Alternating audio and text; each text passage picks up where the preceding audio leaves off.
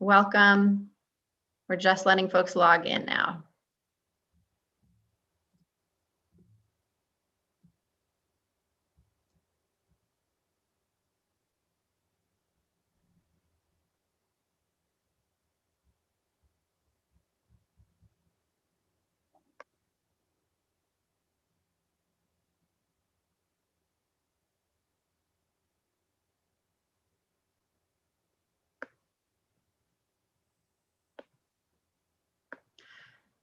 Okay, we might lose a few folks at the very beginning.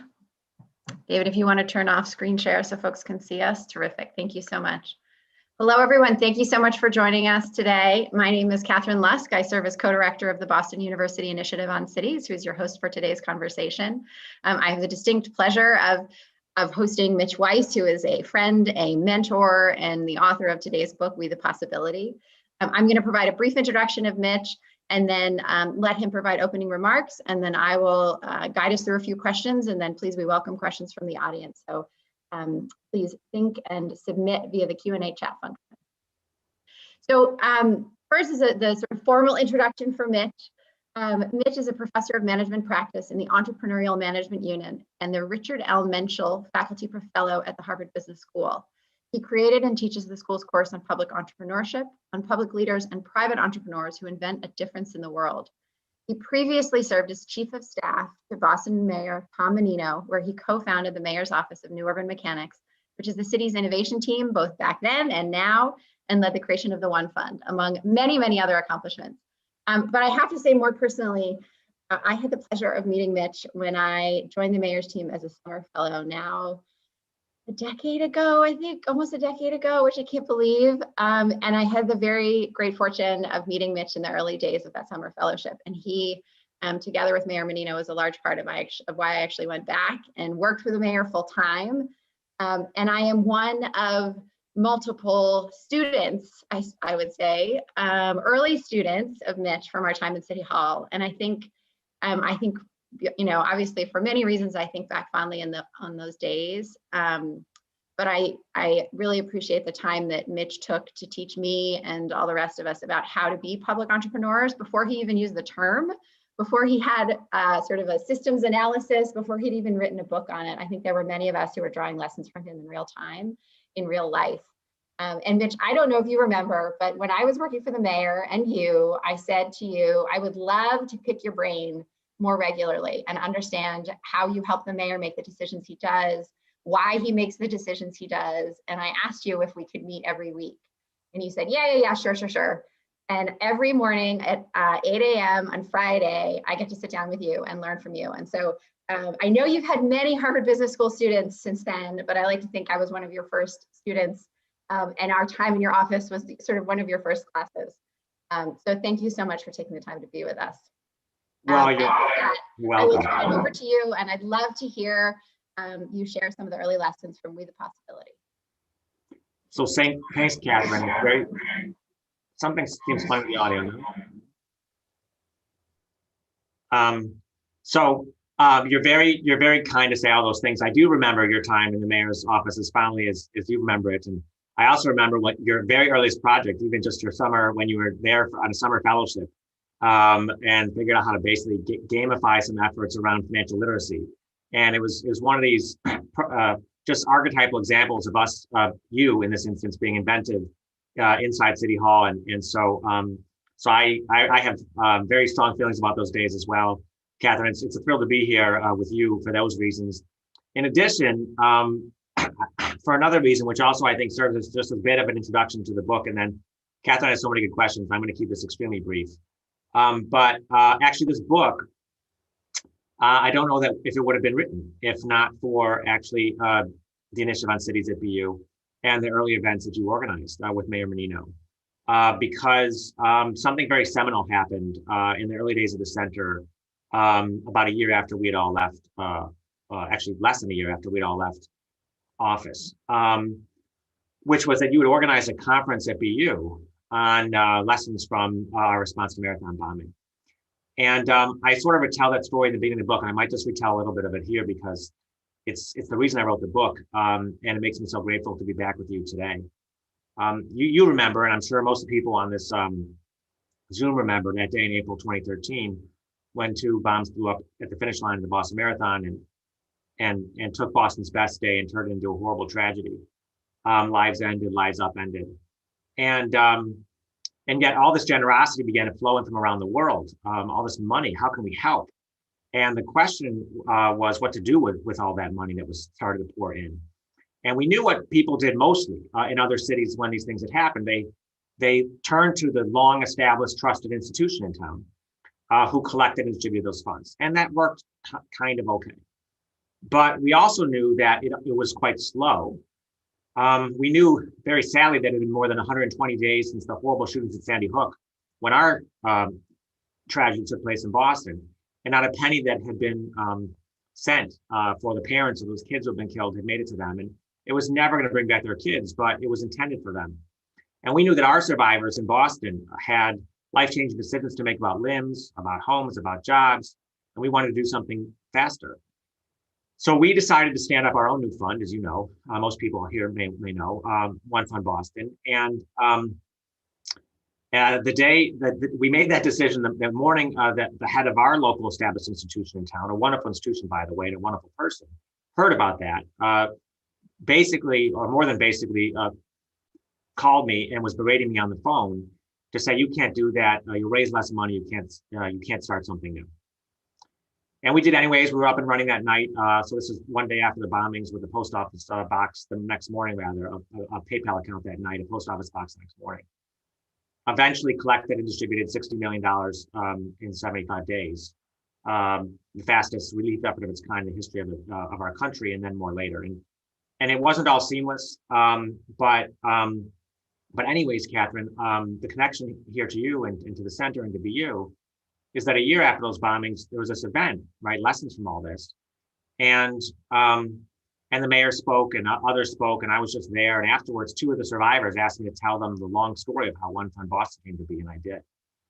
And they said, well, you have to tell the story to others. And I said, well, it's not my story to tell. I didn't get hurt. I didn't save anybody's life. They said, you have to tell that story to others. You have to show people government can do new things. Well, I was left with a big question in my mind, which, can it? I mean, was it what they had witnessed, what we had experienced and done in the wake of this crisis? Or was it really rather what the foundation had seen and witnessed, and frankly, most of us have seen and witnessed on much of the other occasions, which is we can't. Can't we solve public problems anymore? Can government do new things? And so ultimately, I set out to do a body of work around public entrepreneurship, what I now call possibility government, to research this question all around the world. But basically to answer a question that was stuck in my mind from those 2 survivors sitting at this conference at BU, and also to make good on a promise to them, which is that I would tell that story. And so the book is my answer to the question: Can we solve public problems anymore? Can government do new things? And my answer is yes, if. And the biggest if is if we move on from what I've come to call probability government, where we do things that only probably work. I mean, they would probably work, but they lead to kind of middling and mediocre outcomes. They're not really up to the task. And we move towards possibility government, where we try things that would only possibly might work, which means they probably won't. But on the occasions they do, they'd be transformative. And I do believe, if we're going to solve the big problems that have vexed us and are still here, and solve the big problems that are coming that we don't know about yet, we need to make this shift essentially in more places, not in all places, but in more places, from probability government towards possibility government. And that's the answer to the question, and what I ended up writing in a book, prompted by sitting for about an hour after this conference at BU. I like the example you share of the One Fund. Obviously is a critically important one to so many survivors and so important in so many ways. And I think it illuminates 2 of the issues you discuss in the book, right? The first is risk, and that government is naturally risk averse. So the mayor could have very easily said, we cannot do this alone. We have to be working with an established institution. We have to be working with an existing foundation that knows how to do this stuff. And then the second is trust, right? Both that people trusted they could send money to this brand new thing, to the mayor of Boston, and that money would go where it needed to go. And then also it was important that the mayor trusted you and those around you, right? That we could successfully stand up. And I remember those days of helping the team from City Hall put the One Fund together, and that there was this coalition of the willing from within City Hall who just said, yeah, it's our job, we can help, what do we need to do? And I think, so I want you to touch on the first one and talk a little bit about risk and the sort of inherent risk aversion within government, and why you think that is. Like, how did we get to this point where we all perceive and government tends to be really risk averse? So by far, the main reason that the people in government are risk averse is because they are people. So how do we get this way? We were animals once, and we were, still are, and they're hardwired for self-protection. And we don't like risk, we don't like change. And I think it's really important to understand that this is the main reason why people in government say, don't often like to try new things. It's because they're people. It's not actually that much different than everywhere else. And we have to try not to create such a dichotomy between what happened in the public sector and other places. And because of, that there's some sort of specific pathology to government types. No, everybody anywhere basically don't really like taking risks. Okay, so that's the main reason. And again, it's pervasive. I mean, there's this phenomenon that two social scientists, James March and Dirk Denrau, wrote about, called the hot stove effect, which again persists widely, and they're describing basically something Mark Twain had described, which is a cat who jumps on a hot stove, gets burned, jumps off, will never jump on a hot stove again. Has learned not to jump on a hot stove, but will also never jump on a cold stove either. It's a problem of overlearning from failure. And in many respects, when March and Denner are writing about this, they're not saying it's only in government we have a hot stove effect. Many organizations, lots of big organizations, suffer from this problem of overlearning. I do think, to your question, of course, it's acute in government. We have what I describe in the book as hot stove government.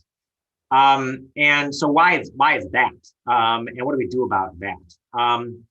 Well, it's not because, it shouldn't be because of what government does. People will often say, oh, government's risk averse, and it should be. And actually, Nobel Prizes have been awarded on the basis of the opposite fact, essentially, that government, more than any other entity on the planet, is most situated to absorb, spread risk. Canaro wrote about this. My colleague at HBS, David Moss, has written about this. To absorb and spread risk because of its size, because of its taxing authority. And then when it doesn't actually take on those risks, absorb them, spread them, how people manage them, it leaves them on individuals in society, and they're least equipped. So, so government as an entity is not really risk averse. We shouldn't think of it that way. The humans in government are risk averse, and mostly because they're human, but also for some other reasons. I mean, one thing we might imagine today is that stove has been turned up to scalding because of Twitter and social media and all sorts of other stuff.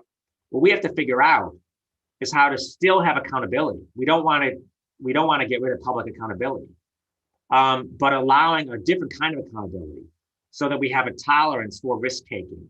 And we don't, we certainly punish, if you will, ineptitude, ignorance, corruption, but we don't punish prudent risk taking that minimizes spending of public treasure, time, money, and maximizes learning. So we have to figure that out. So, so I think why is government risk averse? Mostly because the people in government are risk averse, and mostly because they're people.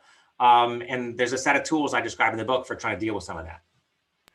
Okay, so I want to talk next about how an elected official or an agency leader can actually get more comfortable with risk, and then how they can create a culture that is comfortable with risk. And I know that you mentioned in the book Nigel Jacob and the Mayor's Office of New Urban Mechanics. And I think quoting Nigel is saying that Monum is really this sort of risk aggregator, right? Of how do we sort of absorb the risk. He went further. He called it a failure aggregator. Oh, failure aggregator. Sorry, I got a failure aggregator. How do you absorb the risk of failure from the agencies and make this sort of safe space? So that's one thing, is sort of creating this innovation unit. Is that the best way? Is it the only way for mayors and other leaders to kind of create this culture of innovation and entrepreneurial spirit? Right. So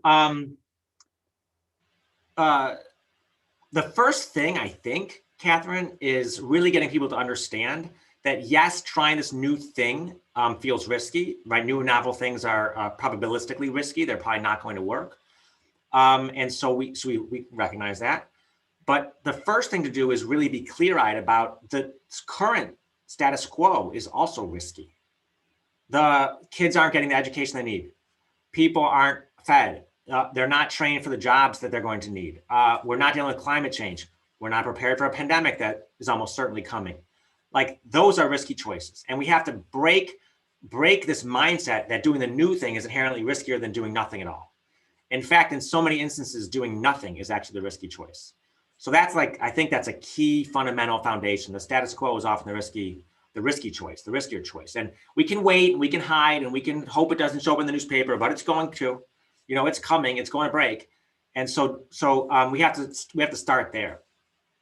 In terms of building out a culture for this, and you alluded to the Mayor's Office of Newer Mechanics, it is an example of how you might start this kind of enterprise somewhat hived off from the rest of the enterprise. Okay, and this is somewhat controversial at all in private sector and public sector. How separate do we want these innovation activities? I think somewhat separate at the beginning, because if you tell everybody, in City Hall or in a State House or somewhere else, we're all innovators now, a bunch of things are going to happen. You're going to get a bunch of people who are now super anxious and nervous, who didn't sign up for that gig, right? That's not why they came into government, to be entrepreneurial. You're going to have those people, again, who are well-meaning, well-skilled, are probably working on some really important projects, spook the new people when they start telling them all why everything they're going to try isn't going to work, and you're never going to get off the ground. So you create this separation where there are some people who are given the permission and the space to try new things. And you tell, I think, the public and even the media that, hey, this is what we're doing over here. Okay, so what we did with the Mayor's Office of Newer Mechanics, you're going to see some experiments. We're not going to spend too much money on it. We're not going to waste too much time on it. You're going to see some failures. I love Nigel's phrase. And so you create some separation and some permission to basically do the stuff there. Now, if you just leave it there, leave it all separate, all you get are these cute little projects that never scale anywhere, and these special friends who everyone's jealous of now. So you don't leave it totally separate for forever. You have to build pathways from that enterprise to the larger parts organization. Make sure we're working on important problems, making sure we're connected. And in our Boston context, right, these two individuals, Nigel Jacob, Chris Osgood, were just so perfect for this because they had already built up amazing relationships around City Hall. They were trusted as being good people who understood the real work of getting this all done. And so they were that sinew, that connective tissue, so that even though the Mayor's Office of Newer Mechanics was somewhat separate, it wasn't really, because these were humans who had relationships. So you create a separate space, you build the relationships. It's a pathway for the ideas to scale out of there. I'll say just one, just one other thing about this, which is if you want the permission to try the risky stuff, to pursue possibility government, as I described in the book, you absolutely still have to get all the probability government stuff done well. The way I think about this in a city context is if you're going to have a meeting about the drones for picking up trash or something, you better be getting the regular trash picked up in the regular OA really, really well. And so who gives permission for people inside City Hall to try new things? It's everybody doing the existing stuff really, really well too, right? There's this concept colleagues of mine describe as ambidextrous leadership, ambidextrous organizations that can basically exploit the present and explore the future. You absolutely have to have the present people be really good at what they're doing. If you're a mayor or city council member, you have to make sure the org is taking care of the present too. That's what gives you permission to explore the future. And the last thing you want to do is get so distracted by the future, you're off running there, that you leave the present to fail. Then you have permission to do neither. So I want to go from there to talk about trust. And I think as you mentioned, one of the ways that you instill trust, that people know that you're going to be a good steward of taxpayer dollars, that you're going to make sound decisions, is competency with competency with the status quo, right? Competency with sort of the core functions of government. And I wonder, you're writing this book at a moment in time when there has been a tremendous erosion of trust in government and elected officials at the federal level, at the state level, and to a lesser extent, but although still in some places at the local level, brought on by the pandemic, brought on by the Black Lives Matter movement and police violence against communities of color. brought on by, incompetency and a range of other things. And I wonder if you can talk about sort of this right in the book at this moment in time, but also comment on how public entrepreneurs and public officials need to, in some cases, rebuild and restore trust, and can use some of these principles to do that. Yeah, right. So I went and wrote a book about trying things that probably won't work. When we've seen plenty of that, right? Like, so that seems crazy. But I really do believe that the methods of possibility government can be used to restore trust, to actually rebuild what's been lost. And in part because I sort of look at, well, what's driven the declination of trust, right? And as you say, it's at all levels, and it's pervasive around the world. Like, more than half the people who live in developed countries don't trust at least their federal governments. And it's not just a last 4 or 5 years thing. This has been a steady decline, as you know. So that the reasons for that are complex. I wouldn't try to explain them with just one reason, but one reason for that is people aren't fundamentally stupid. They look around them and they understand that the big problems that face them and face our world have not been solved, have not been fixed. And they do expect, our government, we to be able to do that. And when we don't, that helps erode trust.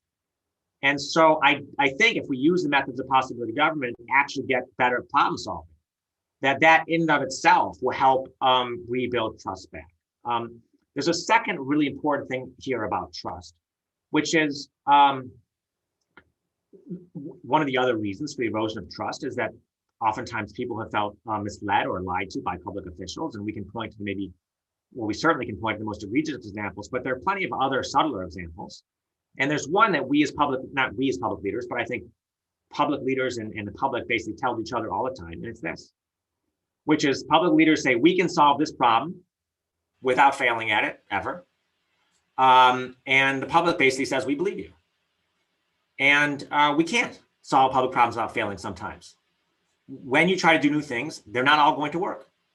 And I think when public leaders try to deliver that message, which is this is going to work, this new thing's going to work, this is going to work, this new thing's going to work, they just do that, and then things turn out not to, then people get afraid. And so I think it would be better, frankly, if public officials, when they're trying to solve a problem of education, of housing, affordability, or whatever the case might be, said that. I'll give you a very specific city example. So Melvin Carter, as you know, is the mayor of St. Paul, Minnesota, has been working very assiduously on trying to address the inequities in his city, including around public safety reform, before and after George Floyd was murdered in the city next door, and has been explicit with his community when he says we're going to move towards what he describes as community first public safety, a whole suite of public safety efforts that engage the community more, that make his city safer and more equitable. And we're not going to succeed at all of them. He says that to them when he starts. And frankly, I think more public leaders would be wise to say versions of the same thing. If he can say it in the wake of these events on this of all topics, then I think more people can say it in more instances and begin to build up credibility that way by being fundamentally honest with people about the stakes and about the real perils, but about the needs for possibility government. We've talked about risk, we've talked about trust. I want to talk about politics because you just mentioned a politician, you mentioned Mayor Melvin Carter. And I'm wondering, what do you do if you're a public entrepreneur and you find politics getting in the way? Is there a way that you need to be thinking about outmaneuvering politics or the politicians, frankly? And, or a different way of asking the question is, does a politician also approach public entrepreneurship differently than a civil servant? Or different than someone in the private sector who's trying to solve a public problem? Right. I mean, almost certainly they approach them somewhat differently, but I think they've got a lot in common, which is the politician in that situation and the civil servant are both naturally fearful of trying new things, again, because they're both humans, and for the other reasons that they work in government and the scrutiny is on both of them. More acutely, of course, on the politician who's very worried about getting reelected. Sometimes the civil servant's worried about, losing a job or losing a promotion, but honestly, if you probe and ask, well, who's lost a job around here? It's very, very infrequent. In some instances, promotions are more worrisome, but nobody wants to be dragged before a council hearing or on TV. So there's fear all around for slightly different reasons, but I think there's fear all around. I think that the politician is the one that's trying to balance basically maybe two views most explicitly. I wrote about Mayor Bill Peduto of Pittsburgh in the book, as he's trying to navigate autonomous vehicles. He's welcomed robot cars to the city of Pittsburgh.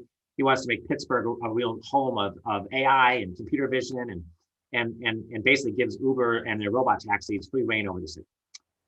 And what he said to me, and people were nervous about this for reasons you can understand, and also especially in the wake of a fatality that happened in Arizona with one of Uber's taxis. So people are nervous about this.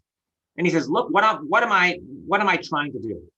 I'm trying and figuring out how much restriction, how much freedom to put on this, future probing. I'm wearing two hats. One is the politician, to your question, Catherine, and the other is basically pragmatist. And the pragmatist in me says, look at the statistics. Many humans right now are driving, killing people. And the sooner we get to robot cars, the safer. That's the scientist, the rationalist, the pragmatist in him. The politician says, people are afraid of these things. And it is a massive human tragedy when anybody gets killed. And it's right now, it's a even more horrible one when it happens at the hands of essentially because of technology. And the politician in him isn't going to ignore the pragmatist, and neither vice versa. He's going to try to find a way to balance that. And I think that's about right, because if he's only a politician and only basically responds to the fear of the future, we'll never get to that future. He saw that it's incumbent on him to help move the public, to help make space for new things, make space for innovation. He looked back over history, says all these things would never exist unless public leaders helped allow them to become. Okay, so if he's purely a politician, he's not going to help move his city into the future. And if he's purely a pragmatist, he's going to be completely and utterly tone deaf, insensitive, and eventually unelected when bad things happen. And so he's trying to basically find that balance. And I think that would be my advice on the politics here, is to some extent find that balance. Don't forsake the politics in pursuit of entrepreneurship, but don't listen to it all entirely. You have to be braver than the politics sometimes allow. I would say one last thing, Catherine, which is I think politics is it's a way of decision making. These days, it's often become a matter of ideology, and we find ourselves basically with two different worldviews about the way things should be, and then we argue about those things. And I guess maybe this will strike some people as being naive, but I think the toolkit of possibility government, of opening up to new ideas, of actually trying new things, seeing what happens modestly before we expand them, says, look, you have your ideas, I have my ideas. Instead of us just arguing about them, why don't we find some modest ways to test them and see what the universe tells us, who's basically right, and then we'll go with who's right. And so I know it seems woefully naive these days, but I think that a way to deal with the politics is actually put the stuff to use, put it to work in essentially in minimally viable ways, and see what we can learn and try to resolve some of the political logjams that way. Yeah, it's interesting. You didn't mention one of the things that struck me going to work in City Hall is this sense of, and maybe it was a combination of you and Mayor Menino, but I think this is common across all city halls, this unbelievable sense of urgency, of like need. We've interviewed mayors across the country, and I remember Michael Nutter, the former mayor of Philadelphia, saying, when you're in the legislature, when you're on city council, time is your friend. When you're in the executive office, when you're in the mayor's office, time is your enemy. And there was this sense of sort of constantly needing to innovate, constantly needing to create, constantly needing to sort of prove your value and communicate to your constituency what you're doing for them and how you're fighting for them. And I think that the flip side of the politics was also the sense of, and working in city government was this sense of like, you were constantly fighting fires. Like there was always something, because you use the example of Bill Peduto in Pittsburgh, right? Actual lives hang in the balance. The mayor would get the call every morning from the police chief, right? And try to understand what happened last night. Whose lives are we worried about, right? That's sort of been laid bare, I think, most recently in Atlanta, but across the country, of this sense of, as the executive, you're trying to solve people's problems every day, and you're also trying to actually look out for people and protect their lives every day. And then you're held accountable via an election as to whether or not you've done both of those things. Yeah, it's a great, anyway, for those who haven't worked in politics, I just wanted to have that discussion. One of the questions that had come in from folks what structural changes, because you mentioned the federal level and sort of partisan infighting. I want to come to this question. What structural changes need to be made at the federal level to address the current barriers preventing pursuit of real change? Let's talk about federal government for just a moment. And then there's some really good questions coming in around local government that I want to get back to. So I would say at the structural level, there's lots of areas you could address. Let me focus on two. One is talent. So we need basically possibility talent inside government at the federal level, and by the way, at every level. It's going to come from two places, and we need programs to basically, and efforts to basically draw it out from those two places. So one is actually from inside government already. I want to be explicitly clear. There are so many people inside government at every level, including the federal level, who have these skill sets, who understand this work, who are desperate to do it, but are afraid, to your first question, Catherine, they're afraid to basically speak up with their ideas or to try something new because they're going to get punished. So we need to basically invite them out of the woodwork. Okay, so programs that basically, and a culture and leadership that invites them out of the woodwork. And at the same time, we do need to invite some outsiders in who have the modern skill sets of, human-centered design, software engineering, data science, computer visualization, data visualization, product management. We need those skill sets too. And so we need to basically rearrange the way that we do talent in government in order to accomplish both these things. On that second front, there has been work underway around the world, including here in the United States. The U.S. Digital Service, which I described in the book, is probably one of the most famous examples of how you might rearrange government to actually attract outsiders in, to enable their work with the various agencies around our federal government, maybe just for tours of duty, maybe for longer.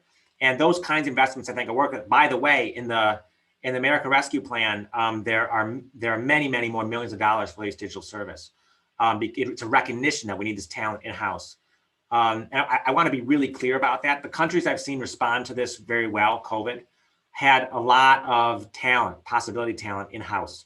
And it allowed them to be more nimble, more agile. It wasn't about writing the contracts, finding the partners, monitoring the contracts, communications, lost through games of telephone. So I would argue pretty vehemently that we need a massive investment in this country at the federal, state, and local level for possibility talent, for digital talent, otherwise inside government. That would be that's a real structural change to the question. The other thing is actually how we budget and buy for possibility. So it's actually quite difficult to essentially buy stuff that might only possibly work. What do we do right now? We basically still, and this is only somewhat of a characterization, but it's the consultants, the conference rooms, the commissions, it's the long RFP processes, the documents that still run hundreds of pages long. So describing a solution we want for a problem we have in detail, and then buying it. Well, then what happens? It takes 3, 4, or 5 years to get the actual solution. That solution is no longer responsive to the problem it was designed to be. It's received no input from members of the public along the way. And it's a debacle. And what we need to do, and there's a movement afoot to do more of this, agile procurement and things like this, is we need to actually, so 18F at the federal level and the Tech Transformation Service to some extent, working on this, we need to find ways of actually buying things in more modular fashion, buying bits of things, seeing how they work, deploying them earlier, and learning along the way. So talent and budget, two big structural levers we need to pull in order to make this happen at the federal level and frankly, at all levels. So we got a question from Stephen Cromaldi, who's interested in whether you have any specific advice on how innovation teams can build productive relationships within City Hall based on your time in Boston. And also interested in advice for local government on how to develop better communication tools to reach communities other than those inside the political or media bubble. So folks who aren't engaged in social media and television. So first question was really about how does an innovation team with inside government actually build and forge productive working relationships, the kind of work that Nigel and Chris have been able to do so successfully in the Urban Mechanics team. How does that happen? It's a great question, and especially because we've seen innovation teams be successful, and we've seen versions of innovation teams that do have that nature where they feel sort of separate and not all that useful. So it's a great question, Stephen. So maybe let me say two things. One sort of on the front end, and one is sort of on the back end. So on the front end, it really is about establishing these kinds of trusting relationships, real working relationships with these other agencies, not coming in from on high, not thinking you have the solution to all the world's problems, not ignoring the fact that yes, these other agencies have tried to solve them before, and even with a lot of talent and skill, and just because you're the innovation team doesn't mean you know better. And so it's really a lot about that kind of humility on the way in. Frankly, it really is. And in addition, taking time to understand their problems, the way they see them, the way their constituents are facing them, the way the public is facing them.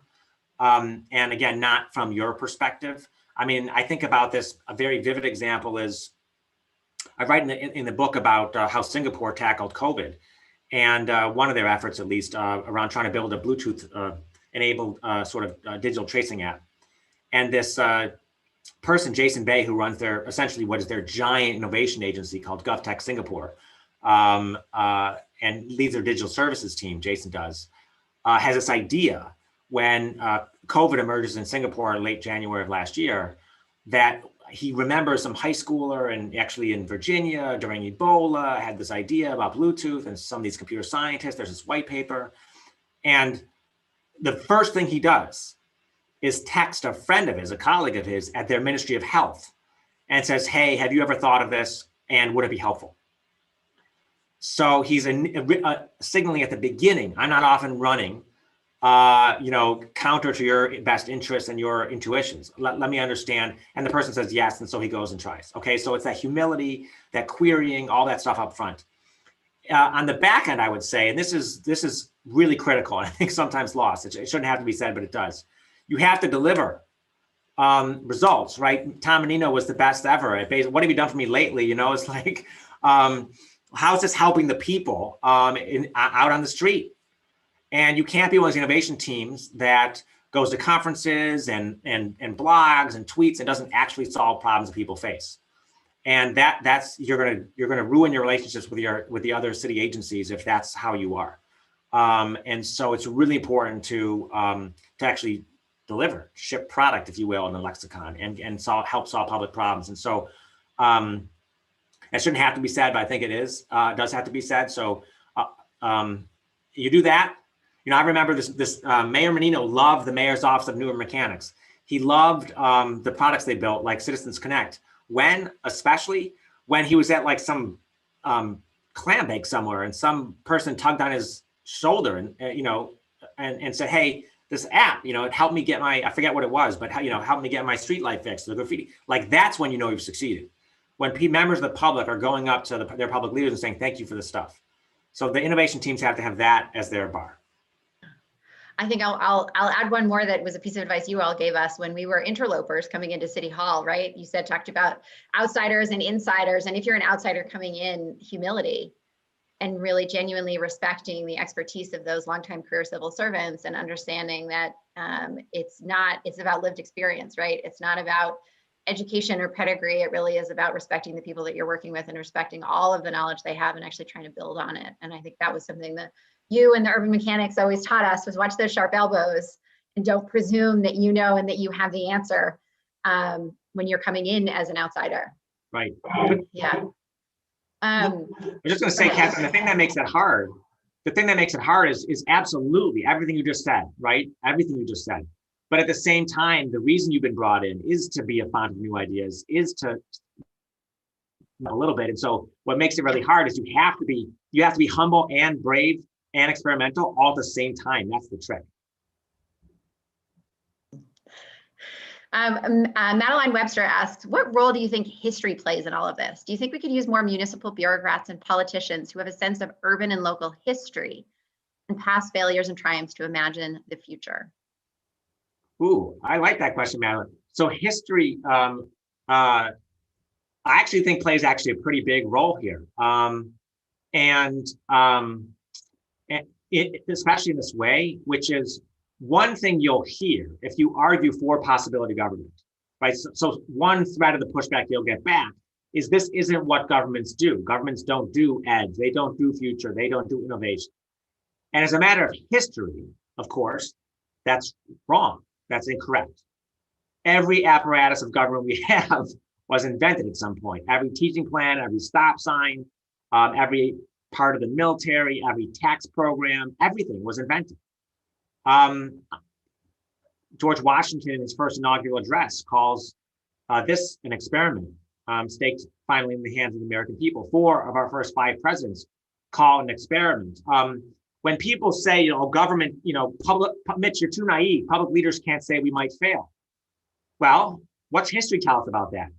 Anyone remember what Lincoln said in his second inaugural? If you don't, you can wander up to the Lincoln Memorial and read it, embossed in marble. He says, I'm hopeful for the future. Now I'm paraphrasing, but I will not hazard a prediction. I will not hazard a prediction. He says what I'm arguing more the rest of us need to say, which is we're going to try and do our best.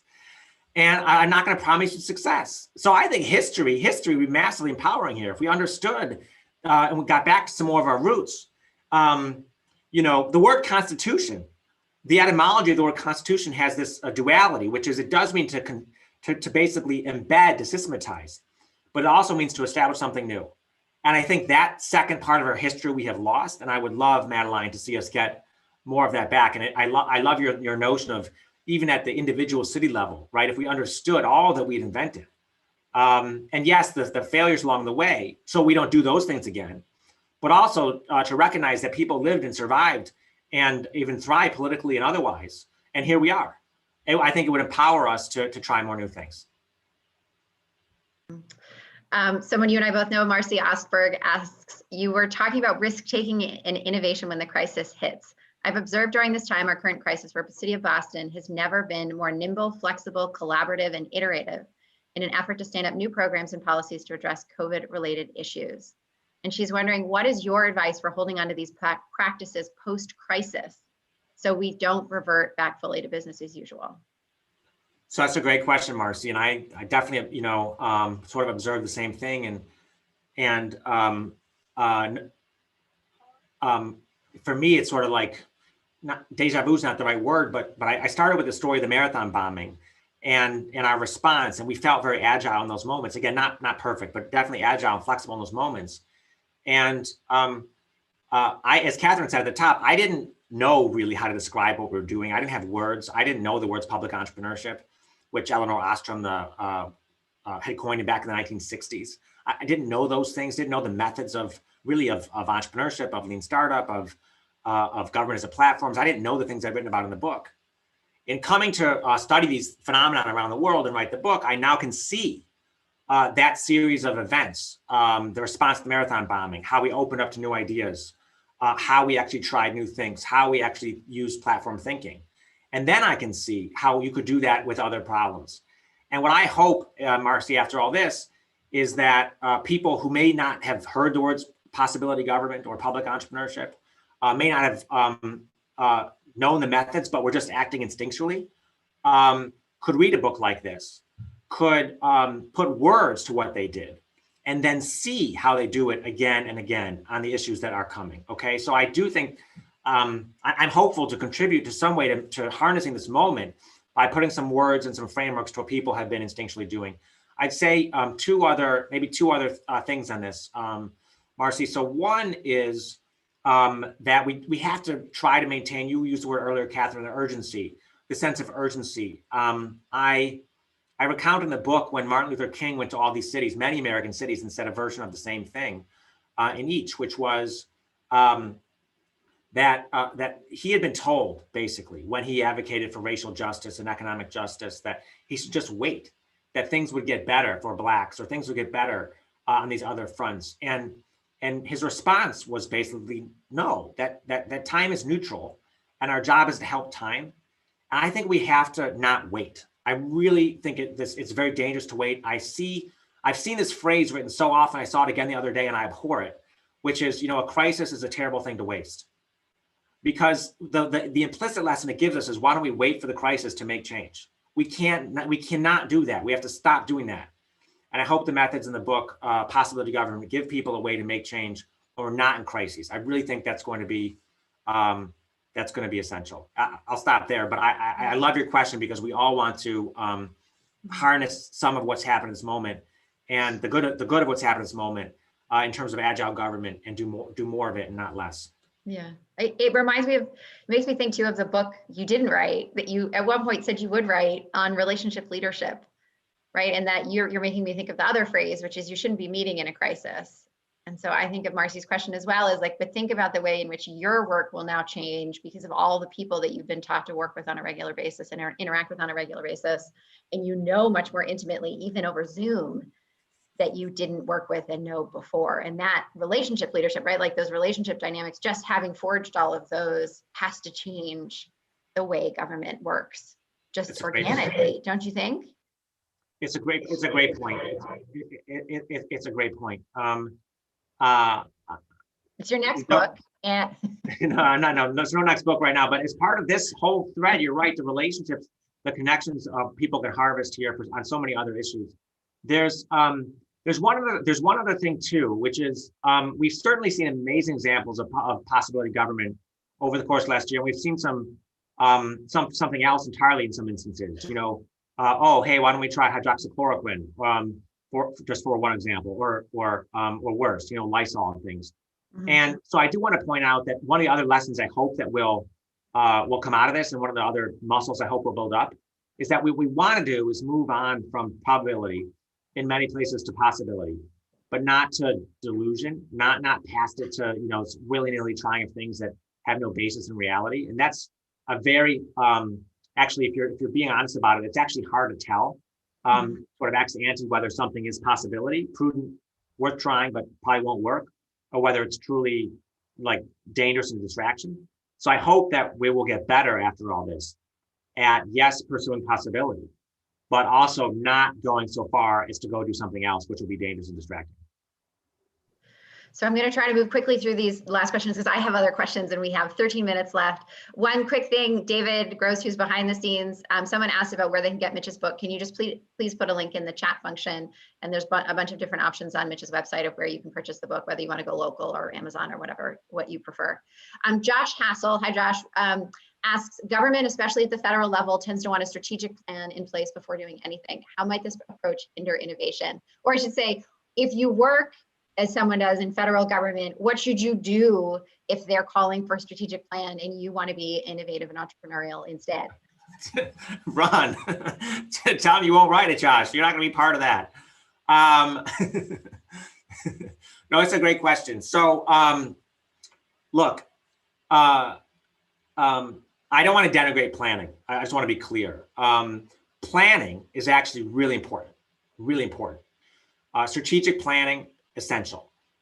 We're not going to solve giant systemic problems, infrastructure, climate, inequity, et cetera, without deliberate, comprehensive, systemic thought about how to do those things. Okay, we're not. And so planning is really important. Planning is one way to deal with uncertainty about the world. Okay, bring in the consultants, go dig through the expertise, go, yes, write the RFPs, and you know, the commissions, all that. It's a way to resolve uncertainty about the world, and it's an important way. The kind of uncertainty that planning is not good for is sort of what Frank Knight in the 1920s would have called, they call Knightian uncertainty, basically the kind of uncertainty that we don't have probabilities for, that we can't actually plan our way to. So for example, the question of, we were talking about autonomous vehicles earlier, the question of, you know, of what's going to happen to public space when we have robot cars driving everywhere does not lend itself entirely well to a consultant. We don't know how people are going to change their behaviors until we put the robot cars out there. So, and there's just a panoply of other topics like that where we don't actually know what's going to happen until we probe the universe, you know, until we put some version of it out there. And so what I would say is, if you're asked to do a strategic plan, ask yourself, Josh, is this a set of problems for which planning will resolve uncertainty? There's knowledge out there that is known, could become to be known and basically documented, in which case, great. Or is this the kind of problem where we don't actually know and we need to try something? In the book, I write about this amazing woman, Gabriella Gomez, who ran basically a version of the mayor's office of new urban mechanics in Mexico City. It's much different because, of course, Mexico City is a megalopolis. There were 300,000 people who worked in the city of Mexico's government alone. And so Gabriella's leading the R&D team of that government. They had no comprehensive bus map in Mexico City. 30,000 buses, street buses, minivans, no comprehensive map. And they wanted to crowdsource a bus map, okay? People riding the buses with cell phones in their pockets and crowdsource a bus map. Now, should we plan our way to transit a solution in Mexico City? Yes. Should there be a systemic plan? Yes. Can we write a plan about crowdsourcing a bus map? No, we don't know if people are going to show up with their phones. We don't know if they do, whether the data will be useful. We don't. So we combine a planning approach with an action approach for resolving uncertainty on that stuff that we don't know. And that's how I would approach the strategic planning question. So we've got a question from Blake Sims that I'm also curious. Blake works with our Innovate at BU team, and she's curious how you think BU, or I'd say universities generally, can engage in public entrepreneurship, and whether at the local or national level or universities in general, sort of how do we leverage all of our resources for meaningful change? I'm going to layer on a question to it, which is, you mentioned folks like New America and the Public Interest Technology University Network. BU is actually a member of it. I'm part of a committee at BU that represents the university in our engagement with public interest tech. And you also talk about sort of tri-sector leaders and these folks who are fluent over the courses of their career and being in the private sector, being in the public sector, being in nonprofits. And I'm wondering, I guess, the larger question here is, how do we as academic institutions train and educate this new generation to be tri-sector leaders, to be public entrepreneurs? What should exist that doesn't exist now? How should we be thinking differently about curriculum and experiential learning opportunities and other training programs to create those tri-sector public entrepreneurs? That's a great question. There's sort of a meta, maybe there's like a meta answer and an answer. And the meta answer is universities have a hard time changing the same way governments do. And so I think there's some lessons around possibility that apply for universities wanting to do this or do anything else, which is, this goes to Josh's question. I mean, universities love plans, they love bricks and things that are immovable. And so, so you really need to change your mindset. I do have that story in the book about this sign they put up at Harvard Business School. And they just put they basically put the cement pads where you're supposed to stand where you take your picture taken in the exact wrong place. Why? Because there was a committee to plan where to put the pads down instead of watching where people stood with like a temporary sign and then putting the pads in afterwards. And so I think there's lots of lessons for universities, just as there are lessons for government about how to chase possibility. But in terms of actually getting people to do this work, it's so nice that there is so much afoot. There is the Public Interest Tech Network. There are now increasing number of courses on urban innovation and urban tech and public entrepreneurship here at HBS.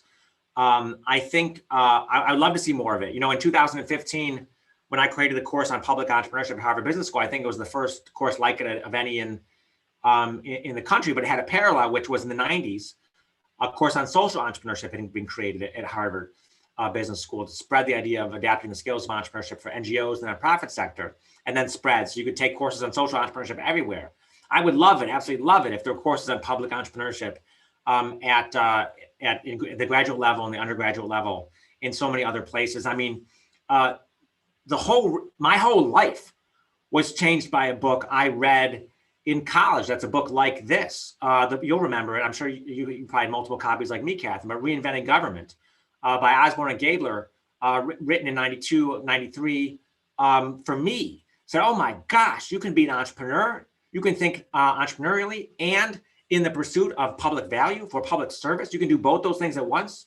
It was like it blew my mind and set me on the career path I've been on. If we can do that for another generation, courses like this, we can give so much rewarding work to this generation that's inclined to work at these intersections and help solve our public problems. We can feed people, for example, I write in the book about Chris Kwong, who started Coding It Forward to entice software engineers at the undergraduate level to go work in the bowels of our federal government, the Census Bureau and other places, has had so much success now working to instantiate that as a federal program inside government to attract young technologists into government, have them stay. Universities will play a huge role in this.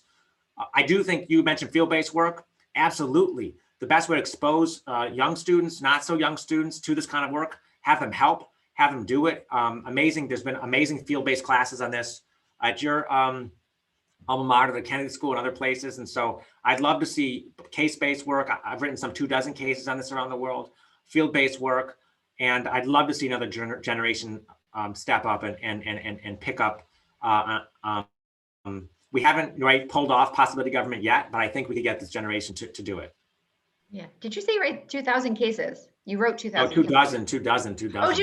Good Lord. I knew you were productive, but so Paul McManus asks, and then I've got one other question to close with. Paul McManus asks, innovations around cool tech are one thing, but where and how does entrepreneurship and innovation contribute to systemic innovation, more akin to systems interventions rather than what we classically think of as innovation? Well, Paul, it's great to get the question. It's great to hear from you. We have to, just basically, yes, we have to move from these entrepreneurial interventions being singular to being part of systemic change. We have to move from a mental model of single entrepreneur, solve single problem to basically systems entrepreneurship. It doesn't bother me when people work on their individual intervention. What's key is that they've spent the time. I think you know this as much as any, when they spent the time to basically map the system, understand what lever it is that they're pulling, understand there are other levers that need to be pulled. They're not going to solve it all on their own. That's the kind of hubris and the myopia that I think we need to eradicate. And so I don't immediately tell entrepreneurs, public entrepreneurs, other entrepreneurs, you have to go work with everybody else. I think that will stultify innovation, but you do have to know what other people are doing, okay? And you do have to know where you fit in and which lever you're pulling. And you do have to stop believing that if you just pull your lever, you're going to solve all problems. And I think this area of systems entrepreneurship is getting renewed attention. I think it deserves it. And I think up and coming entrepreneurs would be wise to hear Paul's question and understand that in many ways, the futility of thinking you're going to solve these problems on your own. You're not. It's okay, I believe, to go work in some cases in obviously new novel ways. And I hesitate to tell you to go run into a conference room with everyone else working on this problem, but you have to be alert and aware to what's been tried, to what's going on, to what you're doing and how that interacts with what others are doing. You have to. So I want to ask you, I told you I might ask you some hypotheticals. I want to ask you one hypothetical with 2 minutes left. If you can do it in 1 minute, then there's one really closing question. So apply some of the principles or lessons of the book to this problem that communities are facing right now, which is that we're a year into the pandemic and school systems like Boston have discovered that a large proportion of their high school students have not been tuning in. If you're wearing your public entrepreneur hat, how might you approach tackling that problem? And how might it be different than what sort of a status quo response might be to solving that? So the whole first part of the book is about ideas and where we go for new ideas. And I quote the mayor as used to yell at us and say, if we had a new idea around here, it'd die of loneliness. And one argument I make in the book is about where do you go for new ideas? You go to the people who face these problems. It's not an argument original to me, but it's so underutilized in the public sector.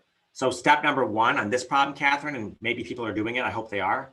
If you're wondering why high schoolers and others aren't dialing into their classroom, you better find a way to go walk into their living room with their permission and understand why.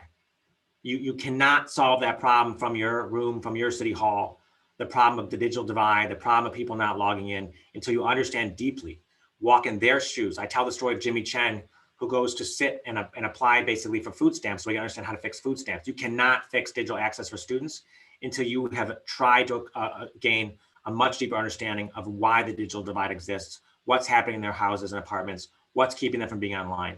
That is step one. Go with their permission and with a ton of humility on your part, go be with them.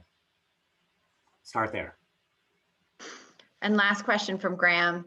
You and I were both heavily influenced by working for Mayor Menino and working alongside him. What are some of the key aspects of his leadership style that others, including all of us, should emulate?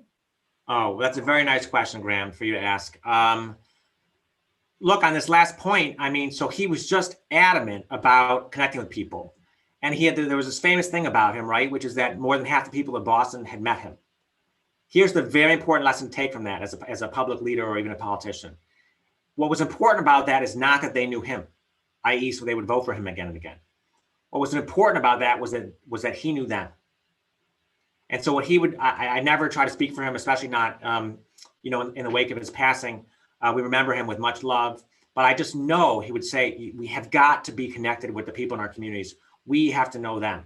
We have to listen to them. I think it's a powerful lesson that resonates with me. And then the lesson of the book, he always said that the status quo is moving backwards. He would be adamant about that. He loved that my son's initials spelled new. He pointed out to me before I even realized it.